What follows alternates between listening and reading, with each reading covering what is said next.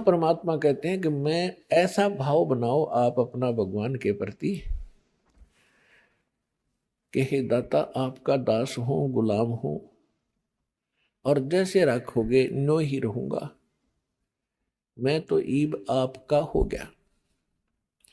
जब तक आप सतगुरु शरण में नहीं आते हैं, आपका संतान नहीं है तो नहीं है तो नहीं है, नहीं होती। फिर हम क्या करते हैं, किसी का बच्चा लेते हैं, अडॉप्ट करते हैं, गोद लेते हैं। फिर आगे चल के क्या होता, जब बच्चा युवा होता है, उसके अपने संस्कार अपने हिसाब से वो चलता करता कार्य करता है।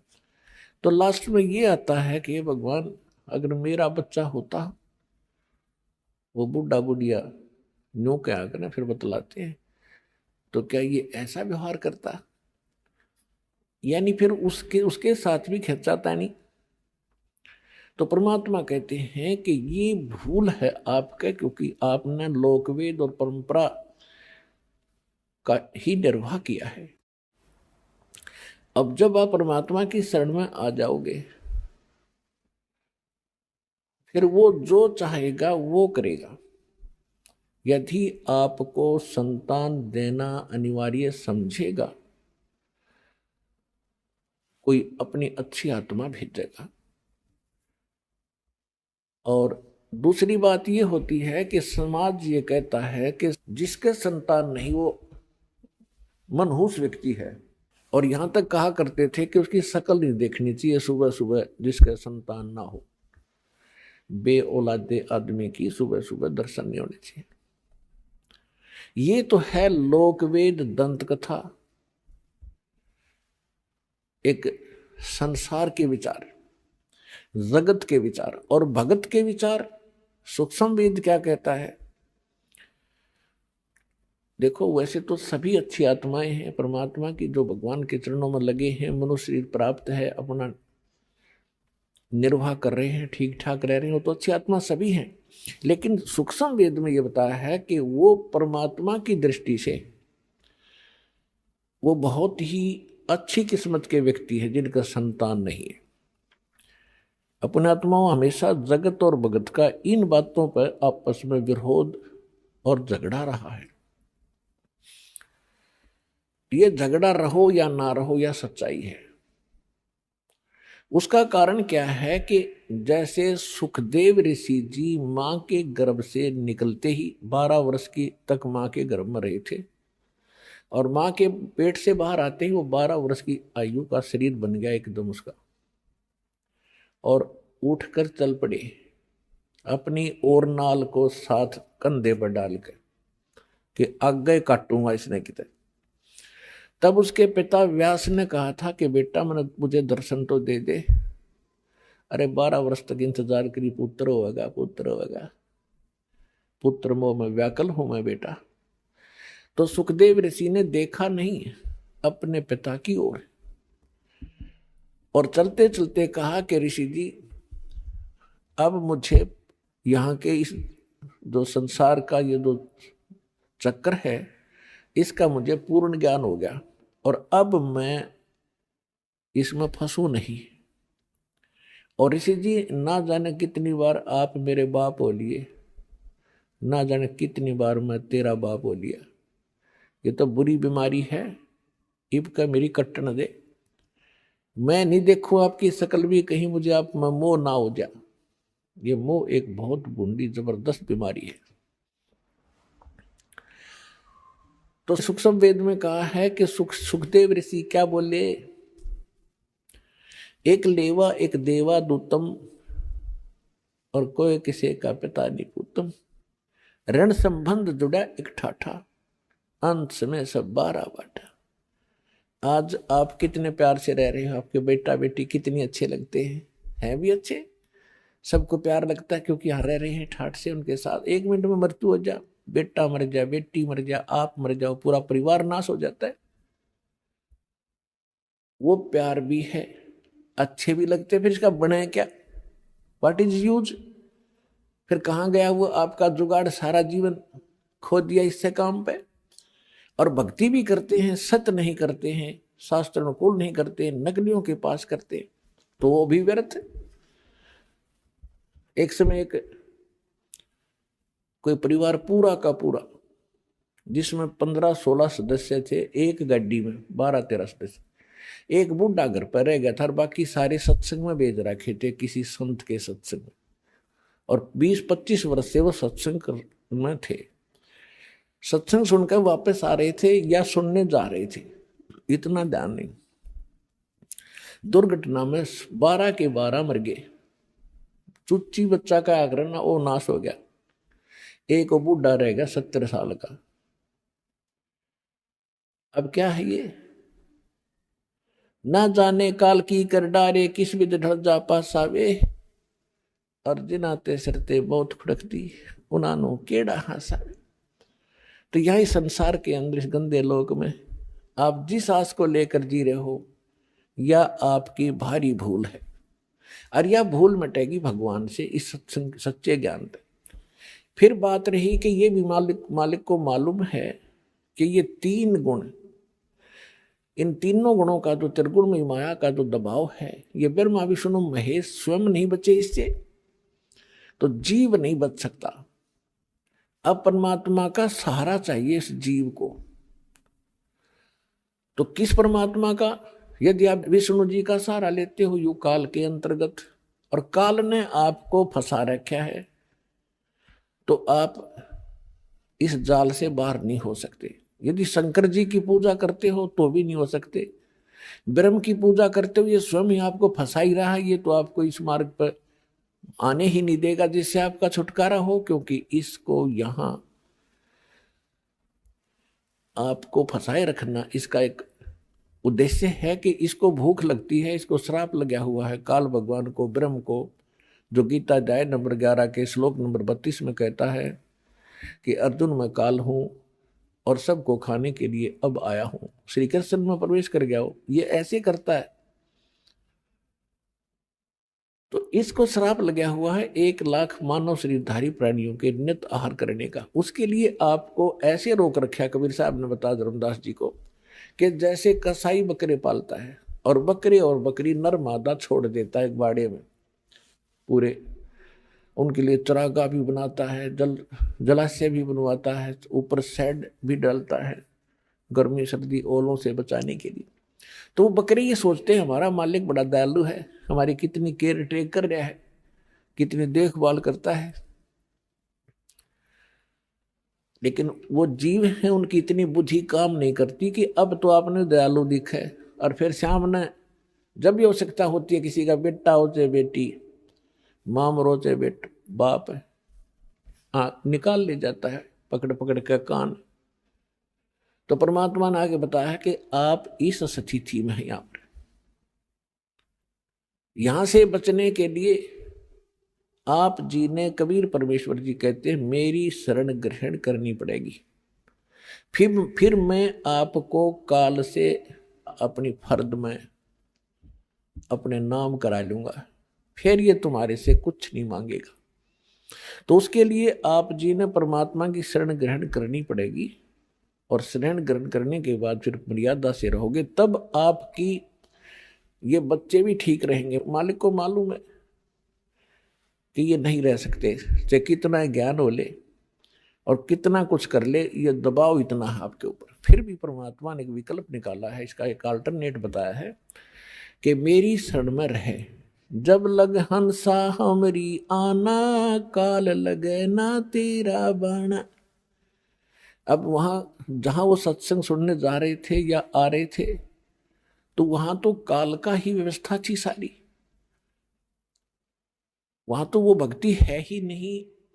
वैसे भी कई और स्थानों पर जाते हैं, कोई वैष्णो देवी पर जाते हैं, कोई अमरनाथ पर जाते हैं, वहां भी मरते हैं लाखों हजारों लोग। केदारनाथ पर मर गए 20-30 हजार व्यक्ति सेकंडों में।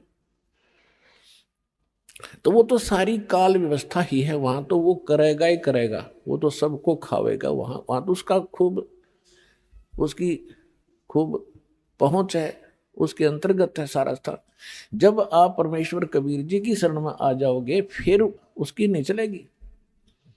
जब लग हंसा हमरी आना, काल लगे ना तेरा बाना। जब लगे जीव, हे प्यारी आत्मा, तो हमारी मर्यादा में रहेगा, फिर काल अटैक नहीं करेगा। काल का अटैक भी हम पर उस समय होगा जब हम मर्यादा भंग कर देंगे, परमात्मा के दायरे से हम बाहर चले जाएंगे। तो परमात्मा कबीर जी की मर्यादा भंग होते ही आप इनसे बाहर चले गए, और इससे बाहर सारा काल ही काल है। जैसे समुद्र में, समुद्री जहाज में आप बैठे हो और कोई नशा करके समुद्र में कूद जा, तो उस जहाज ही बचाव का स्थान था, वो दिया छोड़े तो वहां तो डूबोगे, मरोगे। तो इस स्थान को छोड़कर पूरे विश्व में काल व्यवस्था है, इसको छोड़कर जहां भी जाओगे वहां आपको कोई प्रोटेक्शन नहीं होगा, दुख के अतिरिक्त कुछ नहीं मिलेगा। अब प्रसंग चल रहा है कि जैसे जिनके संतान नहीं है उनको अच्छी आत्मा एक भाग्यशाली बताया है, और संसार विचारों से वो मनुष्य बताए जाते हैं। तो जगत और भगत की सोच में इतना अंतर सदा से रहा है, जिस कारण से आपस में ये झगड़े बने रहे। अब बुद्धिमान समाज है, खूब समझेगा, एजुकेटेड किया जाता ना आपको, बूढ़े से लेकर बालक तक, बहन बेटी माताएं सभी शिक्षित कर दी। और हमने ऐसे ऐसे इंस्ट्रूमेंट बना लिए, इंटरनेट लगा लिया और कंप्यूटर बना लिए, तो राम नाम का भी हम बनाएंगे भी इंटरनेट, इसमें भी इतना दिमाग लड़ाएंगे अपना।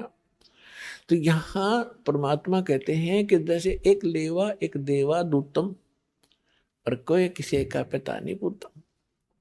ये तो ऋण संबंध जुड़ा एक ठाठा। जैसे दास कई बार कथा सुनाता है, एक व्यक्ति को एक पुत्र प्राप्त होकर उसकी पत्नी मर गई, दूसरा विवाह कराया तो दूसरी विवाह से उसे पुत्र प्राप्त हुआ, उसमें आपस में 10-12 वर्ष का अंतर था, 8-9 वर्ष का अंतर था। तो दूसरा पुत्र हुआ तो वो स्वयं भी मर गया और उस पुत्र की छोटे वाले की मां भी मर गई। बड़े वाले का विवाह हो गया, उसकी पत्नी आ गई। अब वो मां के तो दोया के थे, पिता एक था। तो जो पहली वाली माता से उत्पन्न था उसका विवाह हो गया, उनका संतान अभी थी नहीं। उधर से वो छोटे वाला जो दूसरी मां का था वो बीमार हो गया, रोगी हो जाने से उसका उपचार करवाया। तो फिर उपचार कराते हैं तो पैसे लगते हैं। तो दोनों पति पत्नी ने विचार विमर्श किया कि इसका इलाज कराएंगे और ये बहुत पैसा खर्च हो जाएगा, और क्यों ना इसको विष देकर खत्म कर दे। उन्होंने एक डॉक्टर से बात की, वैद्य से, कि हम ऐसे ऐसे कर दो, बीमार ये है ही, रोगी है ही, लोग सोचेंगे रोगी था मर गया। तो वैद्य ने कहा कि मैं 500 रुपये लूंगा। अच्छी संपत्ति थी, संपत्ति का वो वारिस था 50% का। उन्होंने 500 रुपये देकर अपना कांटा निकाल दिया, उमरवा दिया। रिलेटिव ने सोचा, रिश्तेदारों ने सोचा भी बीमार था मर गया, कोई बात नहीं, बात आई गई हुई। उधर से क्या हुआ कि उधर से उसकी पत्नी को गर्भ रहा, एक पुत्र की प्राप्ति हुई, और खुशी का ठिकाना नहीं। उस बच्चे को बड़े लाड प्यार से खवाया प्याया, गिने दिनों में वो युवा हो गया, सेहत अच्छी थी। पहले 12-13 वर्ष की आयु में विवाह कर देते थे, उस बच्चे की शादी कर दी, विवाह कर दिया। विवाह के कुछ दिन के बाद वो बच्चा बीमार हो गया, उसका लड़का। तो उसके ट्रीटमेंट के लिए उसने कति देश विदेश तक सभी झाड़ फूक वाले, किसी ने 1000 रुपये मांगे, 20,000 मांगे, सब दे दिए। वैद्यों ने भी जो मुंह मांगा पैसा दिया, लेकिन रिजल्ट 0 रहा। आधी संपत्ति भी बिक गई और लड़का खाट पकड़ गया, अस्थि पंजर शेष दिखाई दे। तब एक दिन उसका पिता बैठा था साथ में, चारपाई के साथ में। लड़के ने कहा कि भाई साहब एक काम कर, अब मेरे कफन की लकड़ियों की तैयारी कर ले, तेरा मेरा हिसाब हो गया, अब केवल लकड़ियों का और ये कफन का हिसाब किताब शेष है, उसको कर तैयार। अब उस व्यक्ति ने सोचा कि लड़का इतना डिस्टर्ब हो गया, इसका मेंटली डिस्टर्ब हो गया, यो मुझे भाई कहता है। उसने कहा बेटा मैं तेरा पिता हूं, तेरा बाप हूं मैं। बोला नहीं, तू मेरा भाई है, और विचार कर मैं तेरा वो भाई हूं विष देकर मरवाया था। मैं ही तेरे घर पे आया हूं तेरा अपना बदला लेने के लिए, अपना ऋण वापस चुकाने के लिए। और जितनी मेरे हक की, मेरे राइट की संपत्ति थी, मेरे भाग की, वह पूरी खत्म हो चुकी है। अब तेरी तेरी शेष है। तब उसका पैर तले की धरती खिसक गई। अपने कुकृत्य का उसको याद आया। तब उसने पूछा कि अभी एक बात बता दे, मैंने तो जैसा जुल्म किया था मेरे सामने आ गया, एक ही पुत्र हुआ, आगे आस नहीं, मेरा तो कुल नाश हो ही गया।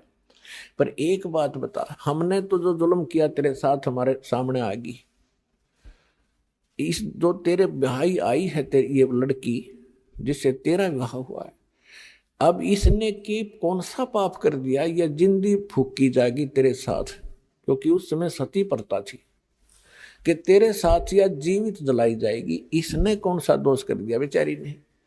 तब उसने बताया कि वो डॉक्टर कहाँ है, वैद्य कहाँ है जिसने मुझे विष दिया था कि तेरे 4 वर्ष के बाद उसकी मृत्यु हो गई थी। तो लड़का कहने लगा ये वही दुष्ट आत्मा है, अब यह जिंदगी फूकी जाएगी। और ऐसा ही हुआ, ये कहकर शरीर छोड़ गया। तो यहाँ कहते हैं परमात्मा ने सूक्ष्म वेद में बताया है कि एक लेवा एक देवा दूतम, एक लेने आ रहा है एक देने आ रहा है, और कोई किसी का पिता नहीं पुत्र। ऋण संबंध जुड़ा एक ठाठा, अंत समय सब 12 बाटा।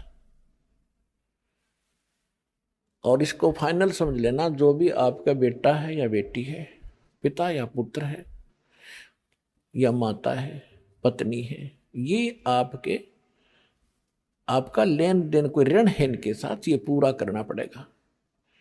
अब ये है कि जैसे हमने किसी का ऋण देना है और हमारी इनकम इतनी है नहीं, तो हम हमेशा भयभीत से रहते हैं, लज्जित से रहते हैं। और यदि हमारी इनकम ठीक हो जाए तो ऋण दे देंगे, खुश होकर, कि होगा, ऋण हो भी जाता है, कोई बड़ी बात नहीं। तो अब परमात्मा आपको ऐसी नौकरी देगा, ऐसी भक्ति देगा, उसकी मजदूरी करियो, और इससे आपके वो ऋण बहुत आसानी से सुलझ जाएंगे, बेटे का हो चाहे बेटी का हो। और फिर समर्थ के पास एक पावर है, मासा घटे न तिल बधे, विद ना लिखे जो लेख, सच्चा सतगुरु मेट कर ऊपर मार दे मेघ। आपका आपस का कोई ऋण देन है और आप शरण में आगे परमात्मा के, वो कैंसिल कर देगा। जा भाई मेरा तो ऋण था यो, और माफ कर दिया।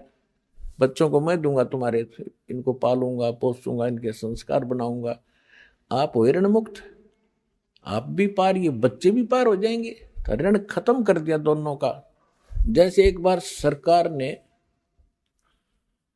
जो सरकार से लोन ले रखा था लोगों ने, गना गना हो गया था, ब्याज पे ब्याज चले था, बहुत परेशानियां थी। कुछ एक तो किसान आत्महत्या भी कर गए थे ऋण के मारे में, फिर सरकार ने वो माफ कर दिया। माफ कर दिया, हो गया बरी, बस खत्म हुई, टेंशन खत्म होगी। तो इसी प्रकार यह सच्ची सरकार है कबीर परमात्मा, आपके सारे ऋण माफ कर देगी, एक दूसरे का जेड़ा जो कति सुलझा देगी, और फिर भक्ति करेंगे। ऐसा विधान बनाया जाएगा पुण्यात्मा, और सबको स्वीकार्य होगा इस ज्ञान के आधार से। विवाह में कोई खर्च नहीं करेंगे हम, आगे बच्चों को कोई लेन देन हम नहीं करेंगे, क्योंकि फिर ऋण एक दूसरे फिर शुरू हो जाएगा। तो बच्चे भी इस बात को समझेंगे, बेटियां भी, हम यहाँ के हैं ही नहीं, हम तो सतलोक के वासी हैं, वहां जाएंगे, वहां कोई चीज का अभाव नहीं, वह ऐसी सृष्टि है, वहां जाकर परिवार बनेगा आपका। जो आपको यहाँ बेटा बेटी पति पत्नी माता पिता अच्छे लगते हैं, सारे भक्ति करो, एज इट इज, वहां जाकर परिवार बन जाएगा। हमारे ये ठाठते हैं, इस गंदे लोग में रहना जरूरी है। आज आप किसी गांव में रह रहे हो, और थोड़ी सी जमीन है, मुश्किल से हैंड टू माउथ हो रहे हो, और आपको किसी दूसरे राज्य में 100 एकड़ जमीन दे दे, लगा लगा ट्यूबवेल हो और सारी सुविधा हो, बड़ा बड़ा मकान, और आपको कहें भाई चलो वहां, क्या करोगे आप? छोड़ उस 1.5 किले ने और चलो वोट वोट, 2 मिनट में जा बैठोगे, झांको भी कोई ना उसकी तरफ। तो ऐसी स्थिति है सतलोक की, वहां जाओगे ठाठम ठाठ हो जाएंगे तुम्हारे।